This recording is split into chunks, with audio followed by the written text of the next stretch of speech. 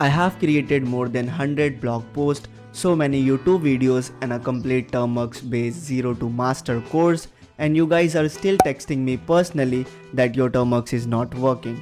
After posting a complete article on it, people are still commenting the same error in other articles. So let's fix this once for all and let's see how you guys can install the latest and official version of Termux.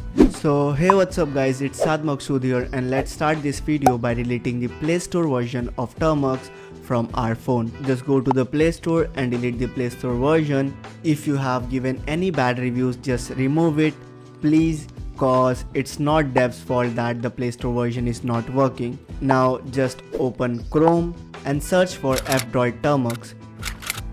Click on the result that says Termux F-Droid. If you want, you can install F-Droid, which is an installable catalog of FOSS, free and open source software applications for Android platform. It is basically a non-commercial equivalent of Google Play Store. Feel free to install it if you are into open source like I am. But we are here to only install Termux APK. So let's scroll a bit and you will see all the latest build of Termux. You don't need to think a lot. Just install the latest version and it will work perfectly. Scroll till you see download APK, click on it and the latest version of Termux will start downloading in your phone.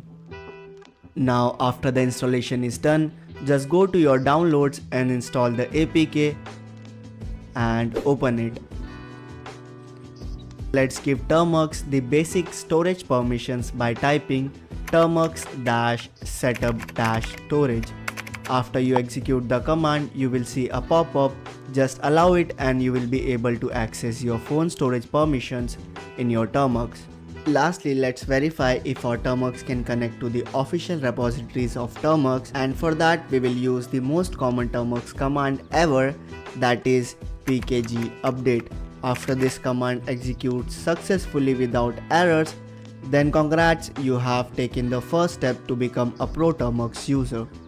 So here you have it, the official latest version of Termux in your phone.